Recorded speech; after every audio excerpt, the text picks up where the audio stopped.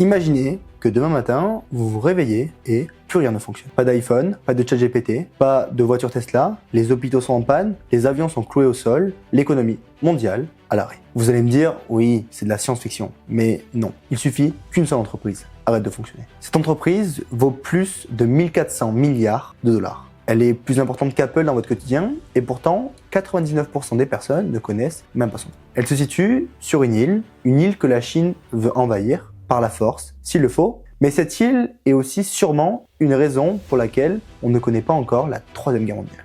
Laissez-moi donc vous raconter l'histoire de TSMC.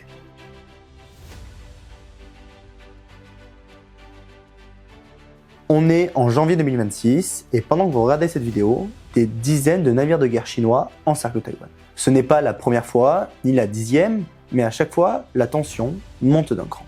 Parce que pour Pékin, Taïwan n'est pas un pays. C'est une province rebelle, un territoire qui doit revenir naturellement à la Chine.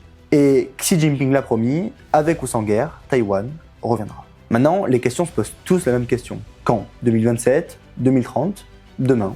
On ne sait pas.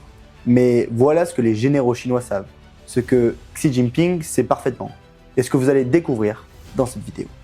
Au centre de Taïwan, il y a une entreprise. Une entreprise tellement puissante, tellement indispensable, qu'elle pourrait être la seule chose qui permettrait d'éviter une invasion de la Chine. Pas l'armée américaine, pas des sanctions, pas l'ONU, non. Une usine, mais une usine qui fabrique quelque chose dont tout le monde a désespérément besoin, y compris la Chine.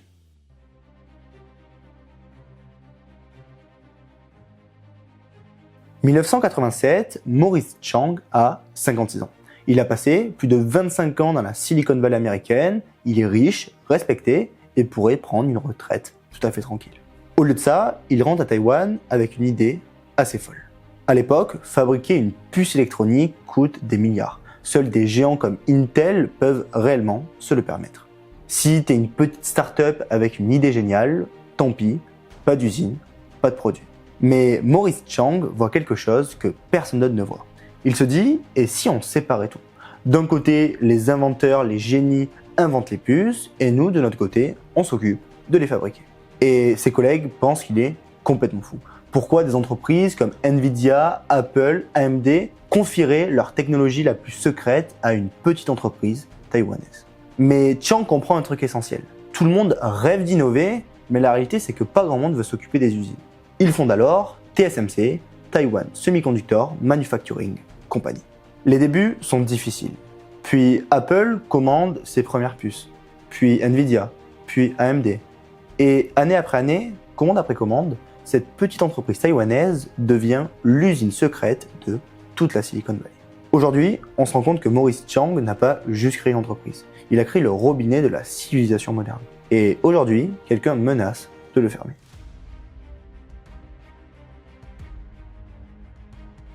Laissez-moi vous montrer à quel point vous dépendez de TSMC maintenant, à cette seconde précise. Votre smartphone, il y a 95% de chances que le cerveau à l'intérieur vienne de TSMC.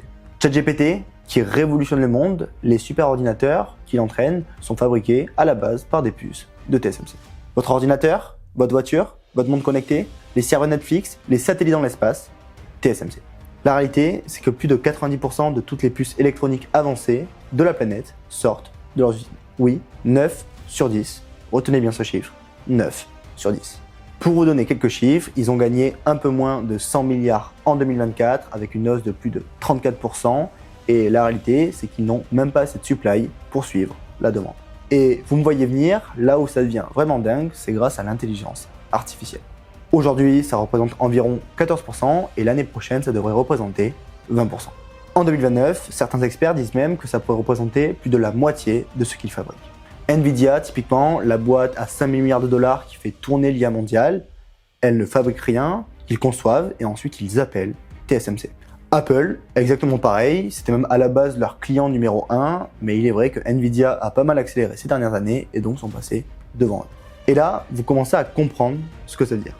Le futur de l'IA, de la voiture autonome, de la médecine, dépend d'une entreprise sur une petite île de 36 000 km², un peu plus grand que la Bretagne, et qui est menacée par une des plus grandes puissances mondiales. Et par rapport à ses concurrents, Samsung est bien derrière, Intel aussi, avec plus de 5 à 10 ans de retard sur leur technologie. Au final, TSMC n'a pas de rival, ils ont un monopole, qui est peut-être le monopole le plus risqué de l'histoire.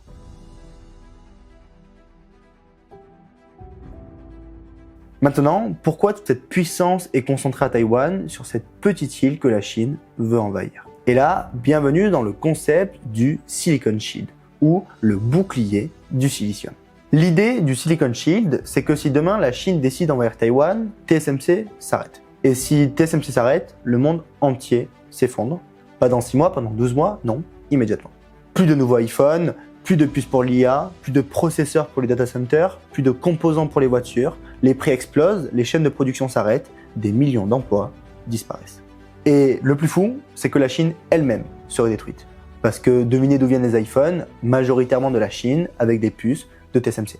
Les smartphones chinois, eux aussi, sont remplis de composants taïwanais. Donc en théorie, c'est un équilibre de la terreur high-tech où personne ne peut s'attaquer. Taïwan est protégé par son génie technologique. Sauf que les stratèges américains ont simulé une guerre et les résultats sont juste terrifiants. Si demain matin, la Chine débarque à Taïwan, TSMC arrête de produire, pas pour des semaines, pour des mois, peut-être des années. L'IA cesse de progresser, les modèles sont gelés, la course technologique s'arrête net. Apple ne peut plus sortir de nouveaux produits, les hôpitaux manquent d'équipements médicaux, l'industrie automobile s'effondre, le monde revient 10 ans en arrière technologiquement.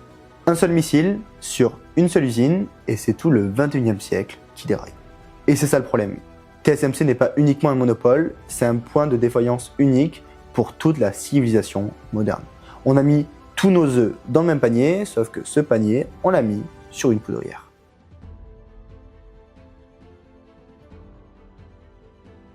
TSMC a compris, les Américains les ont suppliés, les Européens les ont suppliés, les Japonais aussi, il faut se délocaliser. Dupliquer la technologie ailleurs, partout en réalité, dans le monde.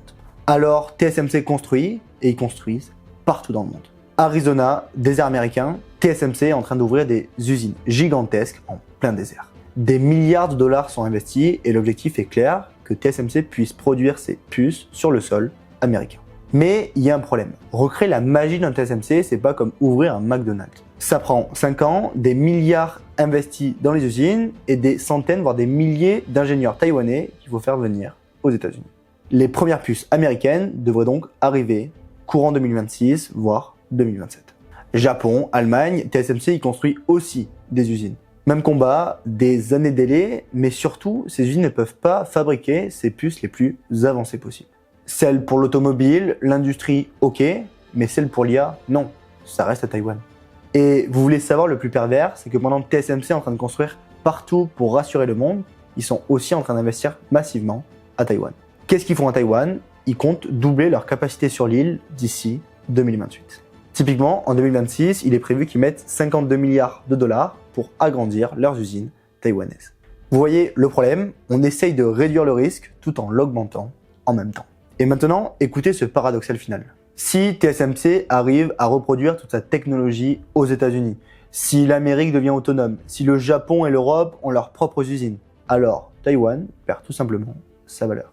Et vous l'avez compris, ce qui signifie que le Silicon Shield disparaît. Et sans ce bouclier, qu'est-ce qui protège encore Taïwan d'une invasion chinoise? Rien, ou du moins, pas grand-chose.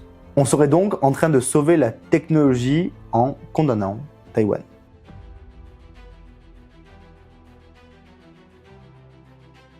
Alors, voilà où on en est. Janvier 2026, Maurice Chang a 93 ans et il regarde l'empire technologique qu'il a créé, sûrement le plus grand monopole technologique de l'histoire. TSMC vaut plus de 1000 milliards de dollars, ses usines tournent 24 heures sur 24, la demande en IA explose tellement vite qu'ils ne peuvent même pas suivre, Nvidia supplie pour avoir ses puces, Apple aussi, tout le monde veut sa part. Et pendant ce temps, des navires chinois encerclent l'île. Chaque fois que vous utilisez ChatGPT, vous dépendez de Taïwan. Chaque fois que vous scrollez sur Instagram, vous dépendez de Taïwan. Chaque fois qu'une Tesla démarre, elle dépend de Taïwan. Le futur de l'humanité dépend d'une île de 36 000 km². Et dans un bureau à Pékin, Xi Jinping regarde une carte, une petite île, si proche, si tentante, une île qui devrait appartenir à la Chine, mais qui surtout fabrique le cerveau du monde. La question n'est plus si un conflit va éclater, mais surtout quand il va éclater. Et ce jour-là, ça ne sera pas juste une guerre pour l'île. Ça sera une guerre pour le futur de la civilisation. TSMC, l'entreprise la plus importante dont vous n'aviez jamais entendu parler. Maintenant, vous savez, et maintenant, vous comprenez pourquoi le monde retient son souffle. J'espère donc que cette vidéo vous aura plu. J'ai fait exprès de ne pas rentrer dans les détails techniques de pourquoi ces puces sont si avancées et si performantes par rapport à leur méthode de fabrication. Mais du moins, vous avez compris, je pense, l'idée globale. N'hésitez pas à liker cette vidéo et aussi mettre en commentaire si vous avez des informations à rajouter ou des points que vous trouvez intéressants à aborder. Ce sera avec grand plaisir pour vous répondre et je vous dis à très vite.